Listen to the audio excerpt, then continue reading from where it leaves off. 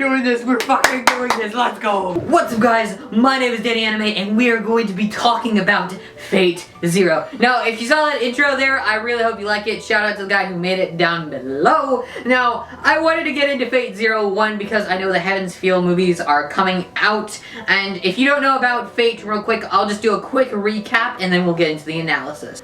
Now, the Fate series itself is actually a series of visual novels that took place a while ago, I believe in the last 10 years. There's 3 different routes. You have the Fate Stay Night route, the Unlimited Blade Works, and the Heaven's Feel route as well. Now, the 3 routes, they take place, but we didn't really have a backstory. Now, what I'm guessing this anime Fate Zero does is actually come in and fill in this backstory. Now, Fate Zero is supposed to be the prequel anime to this upselling trilogy. Now, each of the trilogies, it explains a different path that could take place and a different occurrence of events, different ways the events can transpire. Now, I've only seen up to Unlimited Blade Works, but we are going to be mainly focusing on that of Fate Zero and the anime of Fate Zero itself.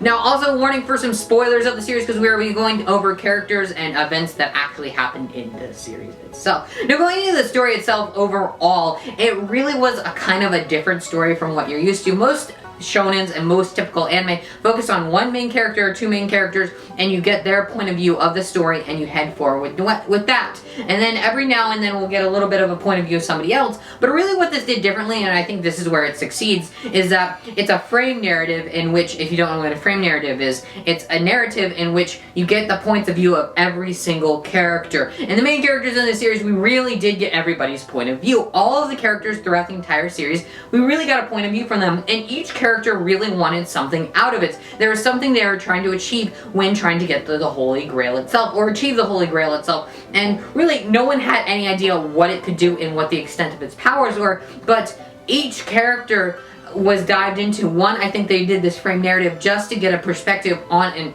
another character, and like, it's different because what most series do is they have you focus on one single character and they have you kind of try and grow attached to them. But I think what Fate Zero does correctly is it has multiple characters, and there's going to be at least one character you like and someone who you can latch onto and be like, well, hey, I actually kind of like them and they're kind of a cool character. There's someone I know and I can relate to, and I think this is really somewhere where it succeeds, just because of the fact that this is different from most stories, and most stories do not tell a point of view like this. And this is something I wasn't really used to, and it kind of jarred me at first because I was like, wait, we're with them, now we're on to here, now we went to this character, now we're on to that character, and now we're back to this character. So I was like, okay, we keep doing this, we keep doing this, and it's very confusing at first watching the series. Now, I actually had to watch the first season twice just so I get an understanding and basis of what is actually happening, because through my first watch, I really had no idea what was going on. So you really do have to pay attention throughout this anime to really understand what is going on.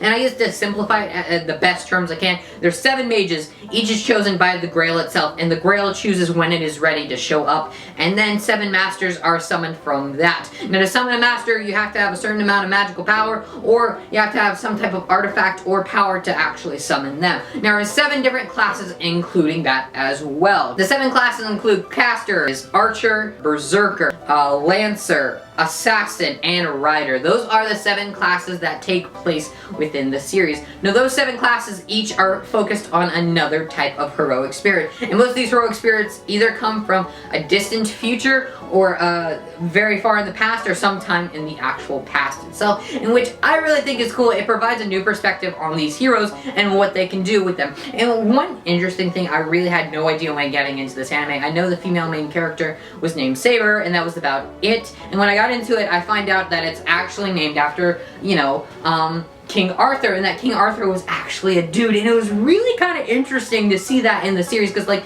it's like a female protagonist, and honestly, so that's something anime really needs to focus on, because a lot of these big shonen series or action series or sci-fi series, they don't have a female main character, and what Fate does, Fate Zero especially, it focuses on these female main characters, and especially Saber. Saber is that one strong female protagonist, as well as Adaspiel and Maya. Now, quickly going on to Maya real quick, like in episode 2 or 3, there was a point where Kiritsugo and Maya kissed, but I know Ida Spiel and Kiritsugu are married because they had a child. So, Kiritsugu, what are you doing? Now, I guess this can actually lead me into the characters themselves and what they each stand for. Each character, as I kind of discussed earlier, has their own standpoint and reason for wanting the Grail. Saber to redo her mistakes. Kiritsugu to make peace, and whatever sacrifices he has to, he will get to that point. Ida Spiel and Maya supporting him through that. Archibald just giving no fucks and doing whatever he can to try and get the Grail itself. We have Archer there and Tosaka. Both of them were interesting characters because I wasn't really sure what their motive was, and it seemed like they were very similar characters, and they both had these driving personalities in which, like, it's like, you have to obey me, and I felt like that was a source of conflict, and I felt like at some point one of them was going to betray the other. And what was ironic kind of was, like, I never expected someone like Kide to actually betray him, and it shows that Gilgamesh actually kind of belonged to, you know, Gilgamesh, which was kind of weird, I thought. And like seeing Kide's point of view going on to Kide himself, it was interesting because we saw him evolve as a character more than other characters. We really got stuff with Kiritsugu and Kide, and I felt like they were two contrasting characters, kind of foils to each other to some extent, you could say. One was a savage and a killer and assassin himself, and the other was a churchman, and the churchman is the one who did most of the killing and had no like really feeling in it. But this is the same thing with Kiritsugu. He had no feeling in his killings. He would kill anybody. Hell, he killed one of the people who raised him to become an assassin. Now, getting into that, that's very interesting because it made me think Kiritsugu might be the main character himself. We got 2 episodes out of the entire series which really kind of didn't take place within the actual series itself. One, we had the one with Rin Tosaka. One, I kind of think that was just to set up Unlimited Blade Works, which is going to come next. And also we had the episode with Kiritsugu, which I kind of believe that episode was just really to make kind of Kiritsugu the main character at the end. But the weird thing is, like, no one else really got a thick backstory like that. But it ended up going back to that frame narrative later, so I'm not sure exactly what they were trying to do there, but I think it was just to sort of focus on Kiritsugu and have Kiritsugu have his own actual episode and have it all centered around him and show that he's a cold-blooded killer and really go into the fact that he's willing to do anything for peace, and ironically, getting to peace, he's willing to kill almost anybody. And seeing that last shot when he was trying to achieve the Grail that he shot Ida Spiel and Illy, okay, like, oh my gosh, yo, no. To the other perspectives of other characters as well, we also have the perspective of Kaeya, and it was really interesting. Kaeya had this huge dream, and I felt like he was just betrayed by everybody. No one could accept him, not even his sister, which I felt was like, oh my god, low-key, why? And at the same time, I felt like he kind of low-key had some incestual feelings for her. I don't know. I mean, yeah, okay. And then also, with that, it's like, he really wanted something out of that, and his stepbrother, Tosaka's like, yeah, no, fam, I'm gonna blaze you up, and he literally goes up into flames, like, okay, and then Kide heals him, and that's really where it comes into contrast with another bunch of characters, like, what is Kide, and what really was his point of view? He never really had any goal, and by the end of it, he said he just wanted destruction, and Gilgamesh said he wanted the world, and so, I guess they were trying to achieve that somehow, and it just leaves that on a blank note, because by the end of the series, we see that, oh, they're trying to get here, but that doesn't really happen at the actual series itself. Now, getting to the actual end real quick, it goes into this thing where it's like, it's just a stale ending, like, it's like, it abruptly, sort of, and like, everybody goes their separate ways after the Grail kind of blows itself up, or something like that.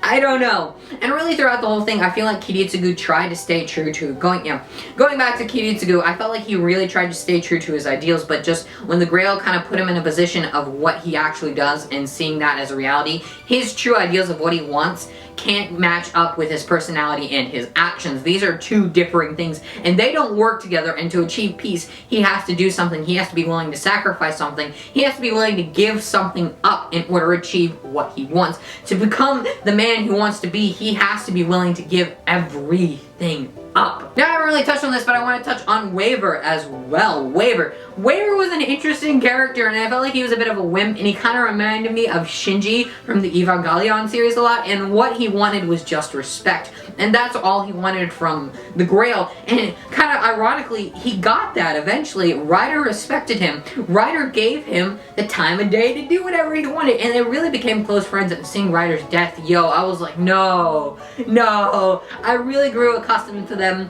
and I really started to think like, you know what, I really started to get attached to them. I really liked Kiritsugu at first, and then I really started to like Waiver and Ryder as well, and I really enjoyed those two, kind of their contrasting personalities working together, kind of like that buddy sort of thing you see in anime. And they're that one kind of very close group in the series that I felt worked well together. And in the end, even though he lost his friend, he really gained happiness by having someone respect him and gaining those grandparents that, yes, they weren't exactly his, but they were a family that would respect him. They were people who would respect him and gave him respect. And really, even though no one actually won the Grail, it seems as though Waiver was really the one to actually win the Grail, because he is the one who got his one wish. He got the respect he wanted. He got what he wanted out of the Grail. And really, once the actual end of the series, I felt like the whole end of the series itself, it was like an abrupt ending, as I said before, and it kind of is like this lead up into the next series of Unlimited Blade Works and Heaven's Feel and the Fate Stay Night route as well. Now, I'm just like,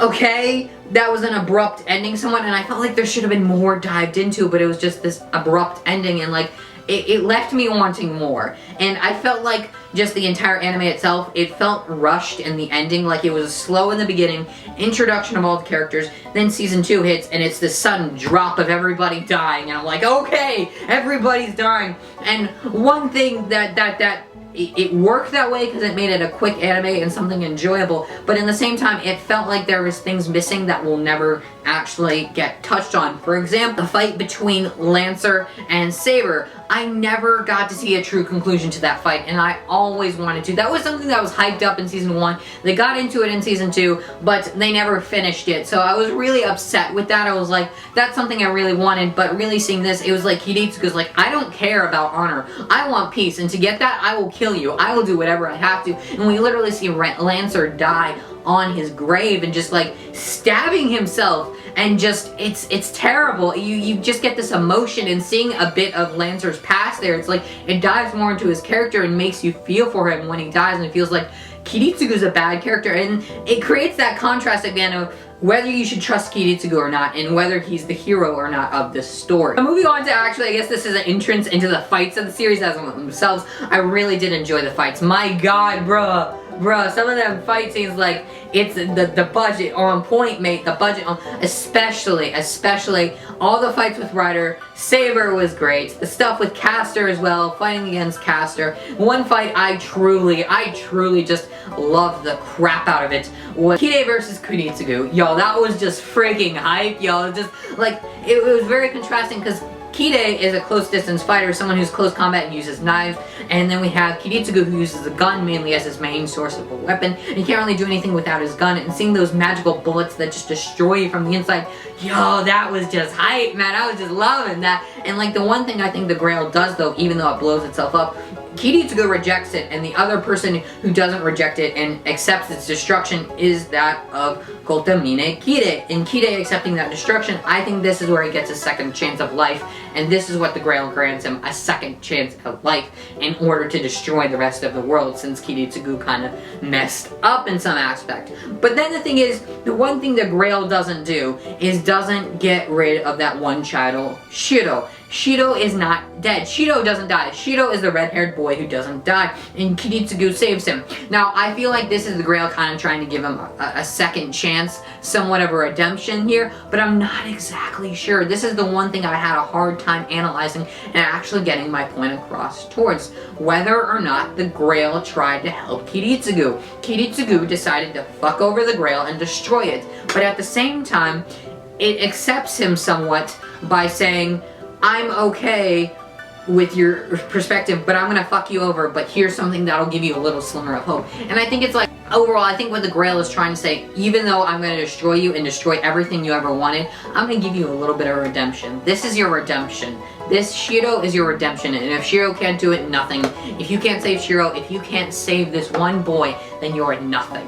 there is nothing left for you anymore.